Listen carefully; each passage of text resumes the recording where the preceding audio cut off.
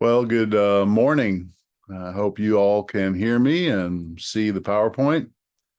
And I want to welcome you to our uh, BBS Living and Learning series this morning. We have a great topic this morning, living principle centered. I call it the compass that directs your life. You know, it seems that we're all busy these days. Most people that are useful and successful have busy lives. I don't know if that's always a good thing. And I appreciate you taking the 30 minutes of your busy week to set aside to take a look and to consider these things. This is going to be some reflection and some thinking about some matters that perhaps you don't think about all the time. I think it's those important things that are not urgent when we think about them or what move us forward in life. So I want to thank the Portsmouth, Ohio Chamber, the Maysville, Grayson, Kentucky, Adams County, Ohio, and the Ashland Alliance for sponsoring these. And let's get started.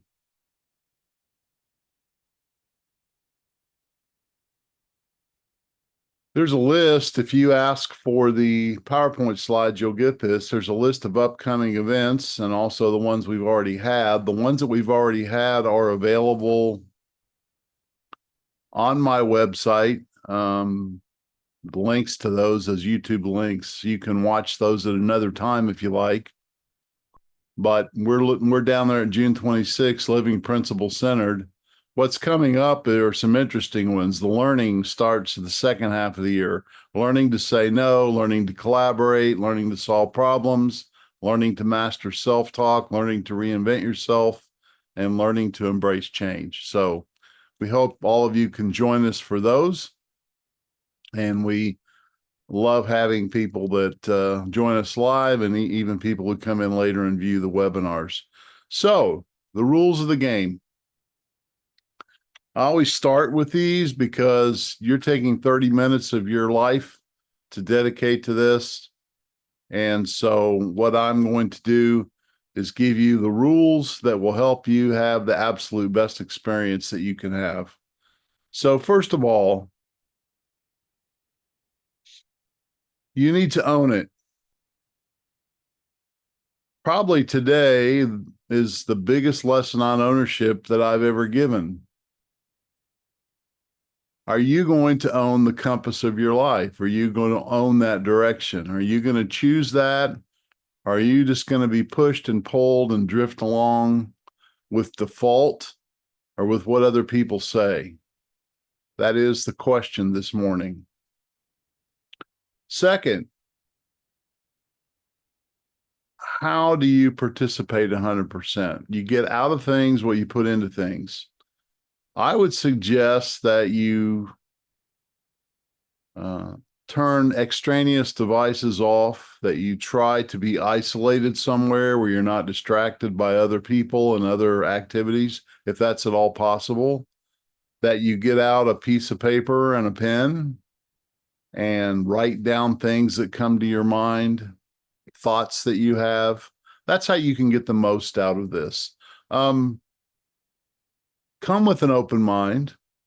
Don't come with your mind made up. Come as a child, childlike in the sense that you're curious. You just want to know what's going on here. What's this guy talking about? Have I ever thought about this before? Remember, you're going to leave this in 30 minutes or so, and you can leave it all behind. You don't have to take any of this with you, but you may learn something and take something with you that will be life-changing or life-enhancing. And that won't happen if you have an I know. If you already know everything, you don't need to know anything else. And you've programmed that biocomputer, your mind, your brain, to say, no more room here. So drop the I know and let's have some fun. I think fun is participation. I think fun is owning it. I think fun is being curious. I think fun is growing and changing. People get stale when they quit growing and changing and challenging themselves. I'm a coach. I love to challenge people to better performance, a better life, a better business, a better experience. So let's go. Steven Covey and his 7 Habits, I highly recommend that book. It's a classic. He asks this question: what is the center of your life? I'll ask the question this way: what is the anchor of your soul? What is it that stabilizes you? What is it that you put in the middle? What is it that you look to for stability? It's kind of like the solar system. The planets are important. Certainly, we believe the planet Earth is important. But the fact is, the center of the solar system is not our planet, it's the sun. It's the gravitational center of the solar system. It's what keeps all those planets aligned. It's what keeps everything moving in the right direction. It's what keeps the order in place. And the question I have for you this morning, again, that we're considering is, what is your sun? What is your center? What is it that you go back to and that keeps you in line and that keeps you on track? What is it that you revere and respect? And dare I say the word worship this morning? Who do you follow? Who do you obey? Who do you serve? These are the questions we're going to look at today. When I ask the question, what is your center? Those are the questions that I'm asking. So we're going to look, I've got some notes here. I want to look at some centers that people have. Some of us are spouse centered. We look to our husband, to our wife, to really dictate our direction, to make up our minds, to help us decide. It's not a bad thing. But some people live their life for their spouse. That is the gravitational center of their life. That is their compass. Some people live for family. I do marriage counseling as well as coaching. Sometimes I see people that are very child-centered. Their whole life revolves around their children. Then their children leave and they grow up, as is appropriate, and they go to school and they start to have their own lives. And there starts to be these relationship difficulties. I'm just reflecting a little bit. If you have a family-centered life, perhaps your children, even your grandchildren, maybe your extended family, maybe you're a big family and you just love to get together. I know some families that get together every weekend. Seems to be kind of cultural in this area. But sometimes that becomes the center. You center your whole life around your family. Others, it's money, it's possessions. It's what can I have? I think I've heard it said this way: the person with the most toys at the end of his life wins.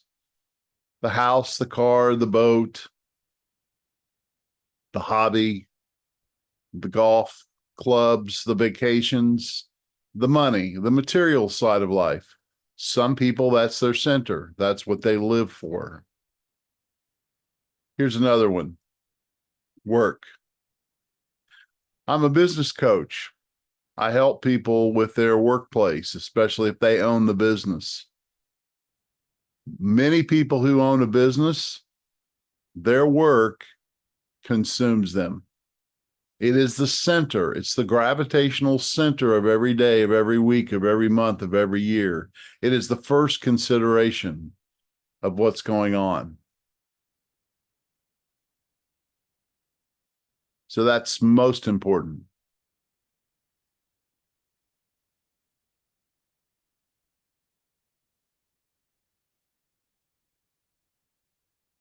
Let's look at this other one here: possessions. It's kind of like money, but it's not maybe money in the bank that brings the security. It's not money in the bank that you hold to. It's not your financial investments. It's actually the things in your life become the center. Pleasure. For some people, just being happy, just feeling good. They live for the stimulation of the day. I would put comfort in that. Many people live for comfort. That becomes the center and the driving force of their life. For some, it's church. They love their church. They love their church family. Church is a good thing. All these things have a good aspect to them. But some people, it's the center. Everything revolves around their church activity and their church life. For some, it's friends. It's great to have friends. It's great to have people that you can depend on and they can depend on you, and you share life together. But we're talking about, what is your gravitational center? What is the thing that you go to that directs your life, your purpose, your direction? We can become social pleasers, folks, where our friends' opinions and how our friends relate to us and whether they stay or they go dictate our decisions, and they dictate our values. Some people become consumed with their enemies, the people that have done them wrong. I've seen people in counseling eaten up with resentment and hate and unforgiveness, and that enemy becomes the focus. Or a business person that's the competition, or somebody in your family that has been done wrong, or somebody's done you wrong, and that consumes you. It becomes the center. And this last one probably applies to all of us to some degree, because I think when we were all 2 years old, this was absolutely true, that we are the center of our life. And I think it's the philosophy of most modern people that we are to be self-centered, that it's good to be self-centered, that it's good to put myself in the middle, that what I want, what I think, what's important to me is what matters. Now, Mr. Covey, in his 7 Habits of Highly Effective People, proposes a different paradigm. A paradigm is just a way of seeing things.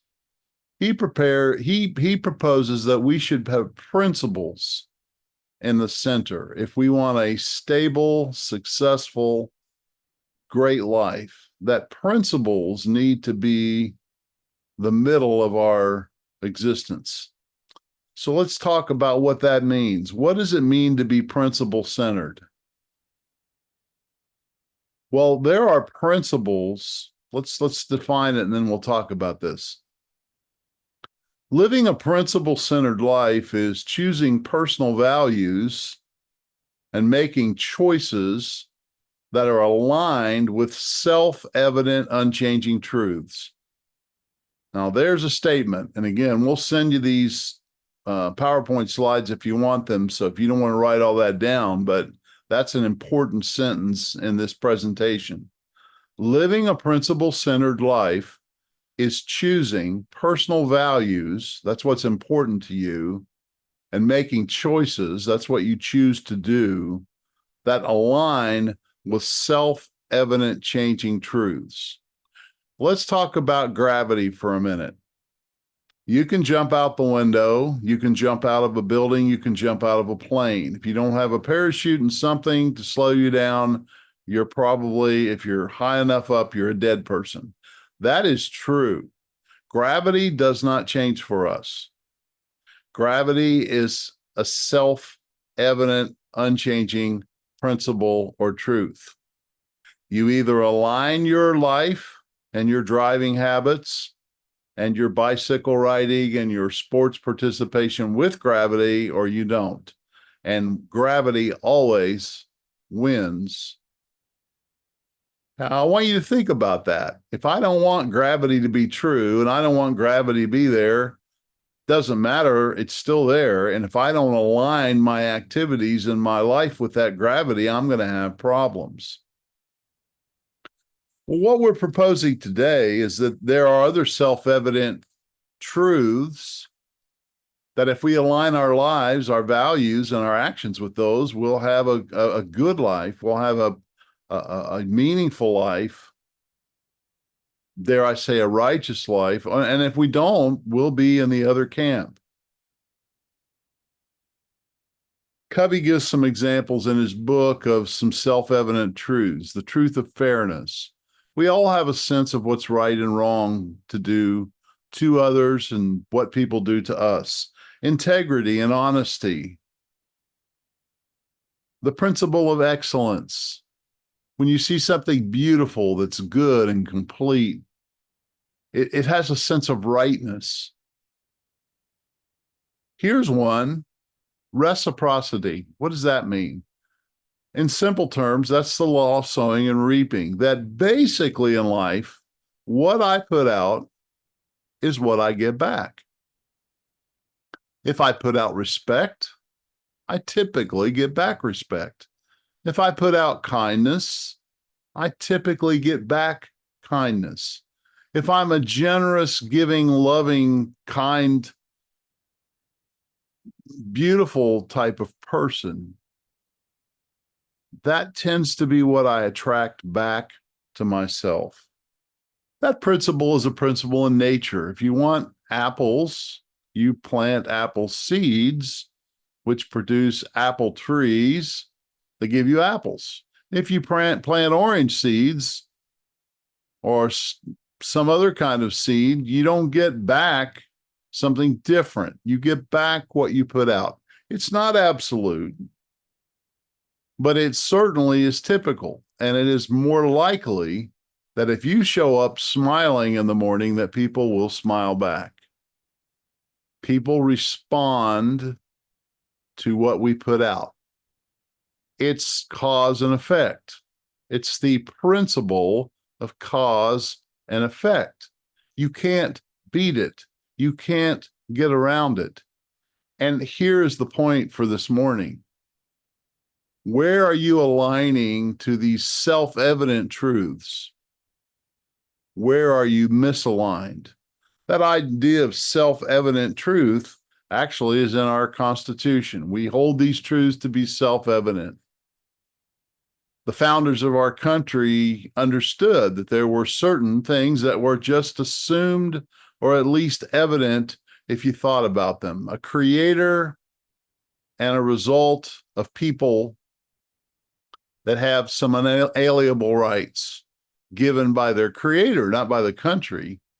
These are some foundational principles that our founders recognized, that they said, if we're going to build a nation, let's build it around these self-evident truths. A nation aligned with those truths, if they're self-evident and established, will do well. It's our north. It's our compass. What are you going to calibrate your compass to? What is the center? If it's principles, self-evident truth, you'll do well.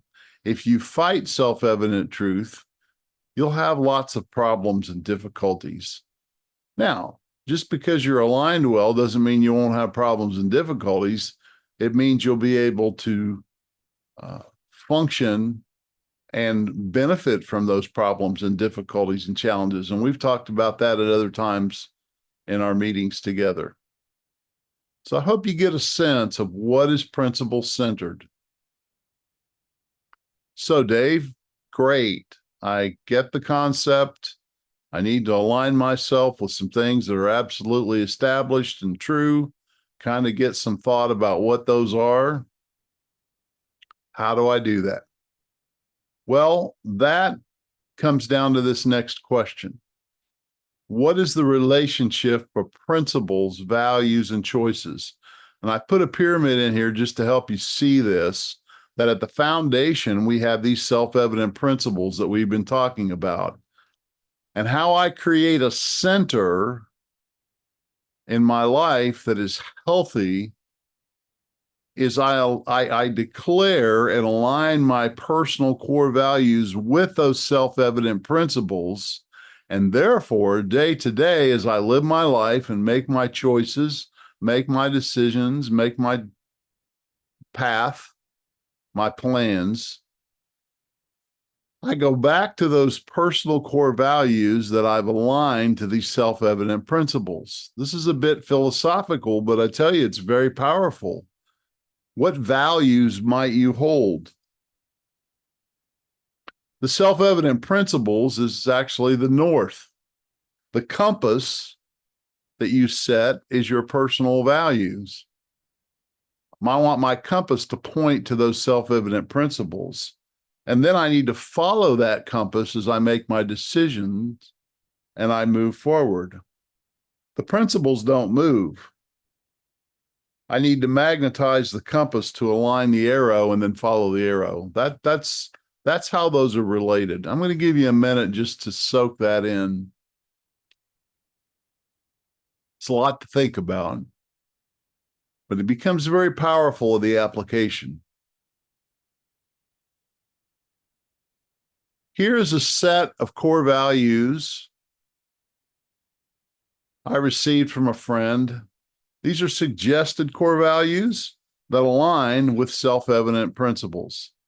There are 5 of them, and they go by the acronym LEAF-U, Leaf University. Just want you to think about these 5 words as values. What do we mean by value? Something that is important to me, that dictates my choices, my attitudes, my actions towards myself and towards others. Just listen to these words. I want you to feel these words, the power of these words, the powers of these concepts, of these values. What if you were always loving? What if you were always encouraging? What if you always accepted other people and forgave other people and sought to understand other people? Folks, I hope you're getting the sense of the power of this. These values are lined up with that self-evident truth of respect, that people don't. I give my respect to others, and I respect myself because we're a human being made in the image of our Creator. Therefore, I don't withhold my respect because a person is not acting well. I may withhold my trust. I may not really follow that person or trust that person completely, but I will always love them. I will encourage them if I can. I will accept them. I didn't say I'd accept their behavior, but as their personhood, I will be a forgiving person and I will be an understanding person. These are choices that we make. We value these things. We enroll and graduate from LEAF-U. Those are just some examples. I'm not telling you you need to be this kind of person or you have to be this kind of person. I'm saying these are some values that align, I believe, with self-evident truth. That if we choose, so you're in a conversation with somebody, or you're in a conflict with somebody, or you're trying to make a decision, these values are what help us make the best decision, the most wise decision. You know, decision making, it's not always good versus bad. Sometimes it is, but sometimes it's better versus best. Sometimes it's wise. I'm looking for the wisest thing to do, the best thing to do, the most excellent thing to do. If you have spent some time, just like you are this morning, invested some time in establishing core values that are aligned with principles that are unchanging, self-evident, unchanging principles, you will have a system, you'll have a paradigm, you'll have a way of thinking that will help you make great decisions day by day. That's what we're saying today. That's what it means to live a principle-centered life. So, as we start to bring this to a close this morning, 3 questions that I have for you to consider. I love questions as a coach because it gets people engaged in thinking. What is your center? Go back to that first slide in your mind and think about all those different things that could be your center. And perhaps you would want to consider changing your center to these principles. Second, What are your non-negotiables or your core values? What are the values that you've chosen based on that center? You just need to really do an assessment of your life as it is right now. Where is it healthy? Where is it vibrant? Where is it prosperous? Where is it moving the right direction? Where is it fulfilling? Where does it make sense? Well, we need to look at how things are aligned. Are we aligning to what's true? What is your center? And what are your values? And finally, out of all that talk and out of all this consideration and further thinking that you're going to be doing, what changes are you considering? There's that change word again. It's a coaching word. I coach people in life to help them make those changes. First of all, to get clear on what their center is and what their values are. I don't tell them what their values should be. I offer some thought on my own and how I run my life, and by the grace of God. But I'm really helping people just think. We are so busy these days, folks. We're so busy executing and moving, and it's such a negative, it seems, and depressing world. And I think we need to come apart before we come apart and start to do some thinking and realign to things that are true and choose who we're going to be. Own it. Here's what I'm going to offer you today. I'll send you these slides. You just have to email me so you can take a look at them and think about them more if you'd like to do that. Second, I've got usually 4 or 5, 6 articles, one-page articles that kind of support the thought process today that I've written. Ask for them. I'll send them to you. And finally, if you just want to talk to somebody who will listen and help you get clear on some of these matters or other things that are going on with you, I would love to have a conversation with you. You just need to ask for it. How do you ask? Dave Beam at mentordavebeam.com. Just send me an email. Say, Dave, I'd like to set up a Zoom virtual conversation with you, and we'll make that happen. So that brings us to the conclusion of today. I appreciate your attendance. Please encourage other people to come to these. If you want to see this again, probably by tomorrow, it will be posted on my website at mentordavebeam.com. You can go to the link and watch this again if you want to. So again, appreciate you being here today, and we're going to say goodbye. Thank you.